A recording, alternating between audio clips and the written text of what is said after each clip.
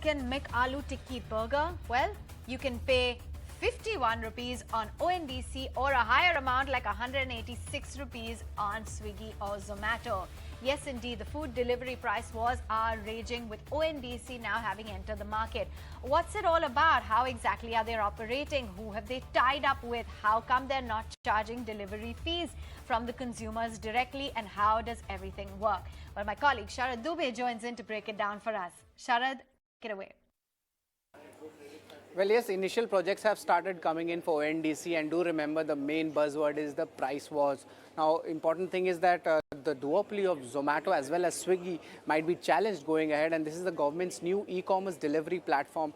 And do remember that right now it's a beginning, so the government has actually given a kind of freebies coming in for the new customers to get onboarded, and this also allows the restaurants to sell food directly to the consumers. Now, this has led to price wars going ahead, and right now currently no charging of delivery fees has been maintained. Apart from this, there are certain apps where you can actually order from ONDC because it itself is not an app, but it is actually used on a network. And the important thing is this includes your Paytm, Magic Pin, Meesho and PhonePe, which are actually the important apps where you can actually onboard. Apart from this, there are deliveries also which should be done, and of course these names include like Shadowfax, Dunzo and LoadShare. Apart from this, what are the experts stating about this new concept of ONDC? They have stated that this could turn out to be a very big disruptor in the food service delivery segment, and of course this is because of the pricing and the profits. That would be something to be in focus on, but currently it's expected to be a short-term price war.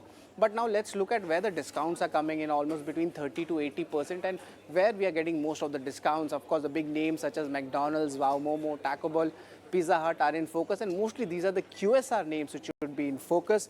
Apart from this, what NRI has been stating, they have stated that there's an alternate channel is coming up and better commercials are coming, and of course they have also stated, but the restaurants would be considering a long-term sustainability approach towards this. Now, we did a small channel check where we actually went across Zomato, Swiggy, as well as we ordered via ONDC, via Paytm, and we did see the price differentials happening. And of course, there is a difference of delivery time as well, and delivery surcharge impact is there, and we can see a stark difference coming in when these products are being shown. Of course, from Cake Zone also, we try to order a cupcake. But there also the price differential was there almost more than 50%, and also bigger brands such as Chai Point also, there was a stark difference coming in when it comes to the final bill payment. Thanks so much, Sharad, for those details. Well, let's understand whether we can really see a disruption in the food delivery market with the entry of ONDC. Here are some experts who decode just that. I don't really know whether this is a lasting sort of phenomenon or it is only an experiment, as you were mentioning earlier. If it is lasting, clearly it will have some impact on food delivery apps. But again, those apps have certain advantages, certain capabilities that they've built over the years. For instance, as you mentioned, their ability to provide food which is hot. That may not be an ability that ONDC may have. And as a result, while I as a consumer may test ONDC, if I get cold food, I'll shift back immediately to Zomato. Also, the efficiency of Zomato, I don't know if ONDC will be able to take that on in a seamless manner in short time. All of these things taken, I think that I'll have to test it over a certain period of time. I'll have to see this before I make a call on this.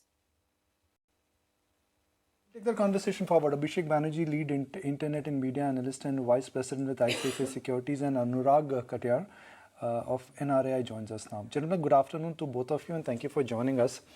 Anurag, what we are trying to understand here is that could an ONDC platform really change the way how the food delivery business is being done? Do you think this is going to be a strong change in the way how restaurants are going to be now approaching food deliveries? Yeah, to answer your question, I think it's a great beginning. And as the gentleman was saying a little while back, it may be too early to see the impact, but I'm very confident that this is going to have a very nice overall impact on the food delivery business. And I say nice from the perspective of the restaurants as well as consumers. Why do I say that? It's because currently what has happened today, the duopoly of Swiggy and Zomato is controlling the entire ecosystem of food delivery. They are, if I may use the word, they are almost like digital landlords. From discovery to delivery, you have to take everything from there. With ONDC, I think it's about democratizing the whole process of food ordering, which was very important. Because, one more thing I like to add, please understand that this ecosystem created by Swiggy Zomato is not making money for anyone. They are losing money. The restaurants are losing money. Year-round discount means the government tax collections are adversely impacted. Even gig workers are not making some great money. So where exactly is the benefit accruing? Maybe a little bit to the customers, and why? Because of three factors with the aggregators. One is, of course, the discovery, delivery, and discount. The three Ds add up to almost 40% of your revenue that you generate with them. Then it becomes an unviable business. So in light of that, I think ONDC is a great move. I've been saying that for a while. It's just the beginning right now. That this has the potential to do to e-commerce what UPI did for payments. It is potentially that important, that big, and I'm very sure slowly restaurants will start migrating. And last point on this, you must understand. Anurag, I'm just coming right back to you because so much of food options are coming on the screen. We are just mapping ONDC versus Swiggy and Zomato, almost at a 50% discount. So Abhishek, have you ordered from the ONDC platform? Did you get the pizza in 30 minutes flat? See, I think it will not be really fair to judge the platform on the basis of one or two deliveries that might happen. Also, with regards to the discounting that we are seeing, most likely it is a transient phenomenon, because if you look at the invoices, you'll see a 50 rupees discount which is being funded by ONDC. And obviously the continuity of that discount is questionable. But over the longer term, I believe a 15% to 20% kind of pricing differential between an ONDC and an aggregator like Swiggy or Zomato is probably sustainable, at least 15% on. And that basically is probably enough for very sensitive customers to go and use ONDC, but might not be so for power users who are anyway using the platform maybe twice a week, right, and ordering 1,000 rupees plus with every order. So the point I'm trying to make is ONDC at this point might not be, taking away the cake from the aggregators, but what it does is it kind of limits the upside on the commission take rates that a lot of these aggregators can probably charge and get away with. So that is, in my view, the impact that ONDC could have on the food aggregator platform. So Abhishek, purely the sustainability and viability of this. I mean, you order from a restaurant and it may be cheaper. They're not paying as heavy a commission as they are to a Swiggy or a Zomato. But then they also have to find their own delivery system to, get the food to you and in time. Yeah, absolutely. That is what I'm saying. So there are takers who will take that, a decline in service quality given that discount, and those are the price sensitive users, right? But the power users, the more premium users, might not be willing to switch right as of now. However, if that differential of pricing goes up to as much as 30% on a sustainable basis, which basically implies, Swiggy or Zomato charging 30-35% kind of take rates, then the question kind of changes. Then even the power users might be more lured into ordering through ONDC. Anurag, just before we let you go, last word from the restaurant point of view, given the fact that ONDC might mean additional costs with respect to, hiring the delivery guys, etc. What's the restaurant tilting towards? Do they want to stick around with Zomato, Swiggy and pay the higher commission fee, or it's better to go the ONDC way? Please understand, both will coexist in the short term. But I do see lots of restaurants also migrating to ONDC without switching off Swiggy or Zomato. End of the day, I think we are presuming that the service quality will not be as good or as bad. which is not the right thing to do. Eventually, please understand, when a consumer goes to any platform, they are not consuming technology. They are consuming a product. And if that product is available at a better price on another platform, I don't see too many people hesitating in moving to that platform, number one. Number two, what also happens with the aggregators is that if you look at the AOV is around $4 or $5, which is about 400 rupees or thereabouts, $350, $400. So the power users that we are talking about are very few and far in between. Most of the people are in the category where they are looking at the price while ordering. And that's where I see a green shoot for the ONDC. I think over a period of time, I don't expect miracles overnight, but over a period of time, I think there'll be a massive migration of restaurants to ONDC platforms as well. But right now, both will coexist. On the ONDC, as I understand, you still need delivery partners, and maybe Zomato could offer just its delivery services over there. So I think it's a very volatile and fluid situation, and the success of ONDC also needs to be tracked very closely, because quality assurance is a big factor on ONDC, which other platform companies, be it Swiggy, be it Amazon, do offer, and the comfort level is higher with such platform companies than newly established ONDC. So I think it'll go through its phase of maturity. It'll go through its phase of understanding and acceptance. Yes, you have to keep an eye on all the disruptions which are taking place within the sector. So, I mean, Zomato was a disruptor itself.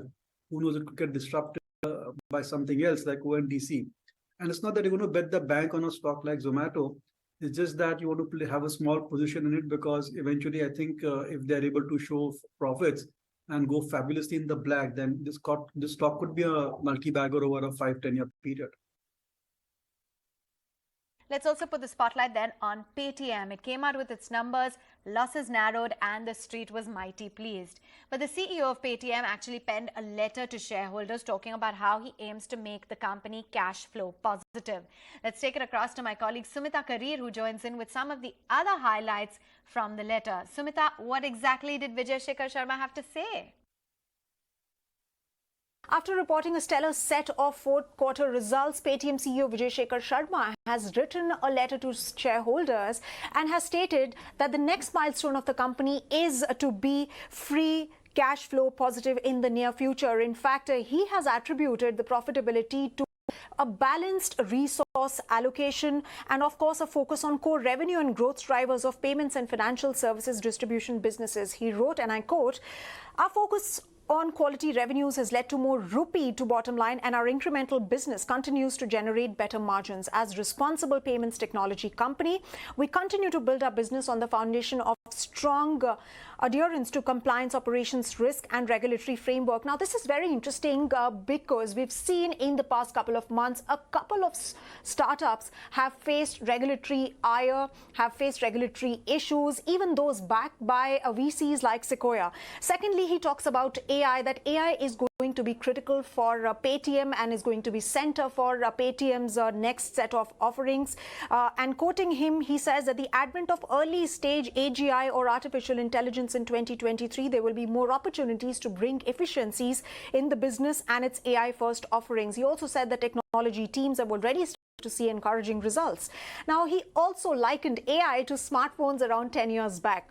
And the last thing that he mentioned is, like I said, the next milestone for the company is going to be free cash flow positive in the near future. Remember, this morning, Paytm's shares were trading 5% higher on the back of those stellar results, and of course, seeing the strongest jump in the past few days. The startup reported a 51% rise in the fourth quarter revenue, aided by a surge in loan growth, and has also managed to minimize its losses.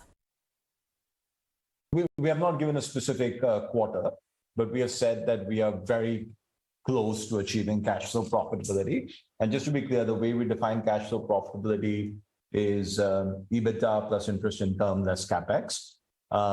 There is also in parallel improvements in working capital that we are doing. So if you notice over the last 1 year, due to improvements in working capital, and if you adjust for the money that we spend on buyback, we, over the last year, have actually added to our cash. If you look at the March 31, 22 number and the March 31, 23 number. So we have also in parallel improved working capital. But when we are talking about free cash flow, we're saying EBITDA plus interest income less capex. And we are very close to being able to do that. You only need some improvement in EBITDA going forward, not very significant improvements in EBITDA to be able to get to free cash flow breakeven. At the moment, we do feel like we have a lot more cash than we have immediate use for. One of the things that we have done in the past is discuss with our board and return some of that in the form of buyback. So that would be one option on the table, and there will be other options with respect to any investment areas that we feel very strongly about. And I cannot say wow, but I would say good. Wow was last quarter. This quarter is good. So the trajectory to the trajectory and the path to profitability, I think, is very clear. Their growth, I think, is decent. Now, quarter gone by, there was a dip in terms of the disbursements and in terms of the size of that. But that I would say that markets would like to ignore that. Now, in terms of in stock positioning, I think the bombed out level for Paytm is behind us. Markets have realized that the promoters, they really want to, they're committed to make the company positive. So that one-time re-rating which happened, let's say after last quarterly numbers, may not be there. But I think markets would incrementally now start getting confidence into the Paytm stock, that the management is now walking the talk, and all the metrics now, I think, are coming through. The interesting bit would be that when the Reliance Financial share, which will get listed in the second half of this year, that would be competing with Paytm. So what really happens there? Will large amount of interest move away from Paytm to a Reliance franchise, or Paytm will move independently of what is happening? Paytm had a bombed out situation. That point of disbelief, I think, is behind us. So from a pocket of disbelief, it has come back to a level where markets now will recognize it for the earnings what it has. It has a large potential and big scope, but that one-time re-rating is over. So I don't think the stock is going to see an incremental jump based on these numbers. I think ever since listing of Paytm, that's been the biggest bugbear with investors, that when is the company going to turn profitable? And now I think that particular event is very well in sight. Very impressed with the way they have curtailed the expenses. The value proposition of Paytm remains strong as ever. And some of the innovation which they have done, like the sound box, is really, I think, quite impressive. And that helps them do the merchant network. And then it's a platform. More and more people there are on the platform, then they will look at other services and products offered by Paytm. And I think the strategy is clearly playing out, because if you see the kind of earnings which are coming in from organizing loans or from some of the other financial products, is steadily growing. And that is covering a lot of the losses on the basic payment business. So I think the entire company, its strategy, its core business performance is all playing out pretty well. Thanks very much, Sumita, for joining in with those highlights. Well, moving right on, legendary investor Warren Buffett, you wouldn't think he would talk so expressively about new age technology like AI. But at the recently concluded Berkshire Hathaway AGM, he actually did make a statement likening AI to that of an atom bomb. In fact, he went ahead and said that AI can change everything in the world except how we think and behave. My colleague Vinny joins in with some of those highlights that Warren Buffett relayed in the AGM about new age tech and AI. So absolutely, and Warren Buffett is joining in the list of the skeptics of the AI world, and everyone is concerned about that as well. Yes, there are pros and cons coming in, but let's look at what Warren Buffett actually had to say about it as well. Now, what he's highlighting is that compared to AI, to the creation of an atom bomb is what he's comparing it to. He also says that the AI can actually change everything in the world, except one thing that will not change with that is how men think and behave. Warren Buffett also expressed his concerns about the rapid advancement of the AI technology and how it could change the world as well. He recognized its capacity to do all the things, and that worries him as well. That everything is possible today that we could do in terms of the AI tech as well. He furthermore emphasized that the need to think about the long-term consequences is very important when using artificial intelligence rather than just the short-term benefits. That is what we all are looking at as of now. Just to quote him is what he said, that we did invent for a very, very good reason. He's referring to the atom bomb. He said that we did invent it for a very, very good reason, the atom bomb, and the World War II, it was enormously important that we did so, but it's good for the next 200 years of the world that the ability to do so has been unleashed. So is that the factor that one is considering? Just short-term possibilities is what we all look at, but how is it going to be impacting you in the long term? The similar thing that he's highlighting in terms of that one should look at for AI as well.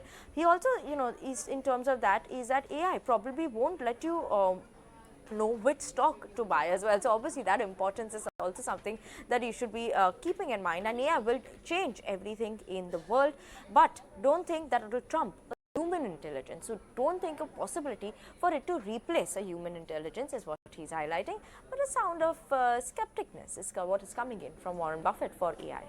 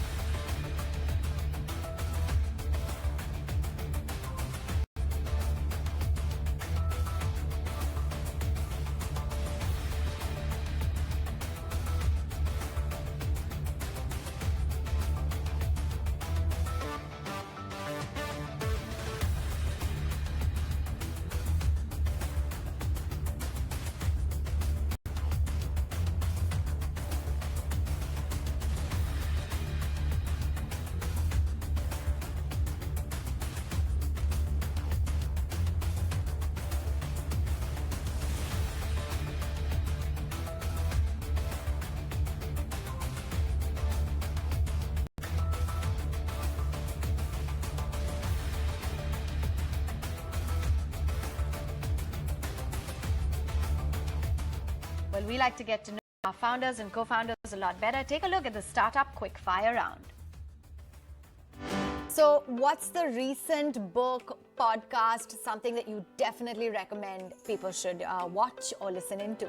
I would say the last really good book that I read was Behave by Robert Sapolsky. It's an awesome book. I would highly recommend that.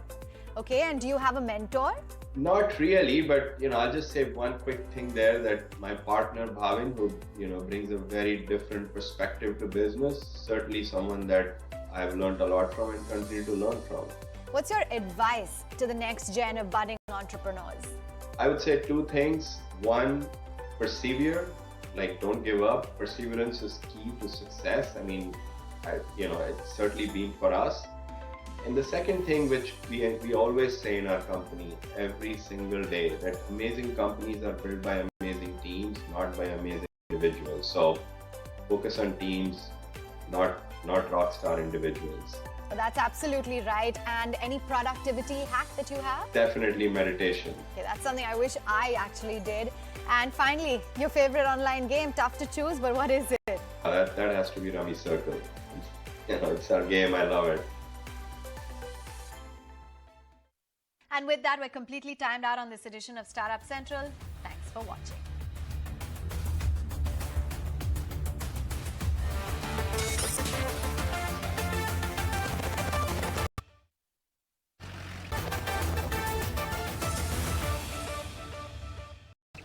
I am slow.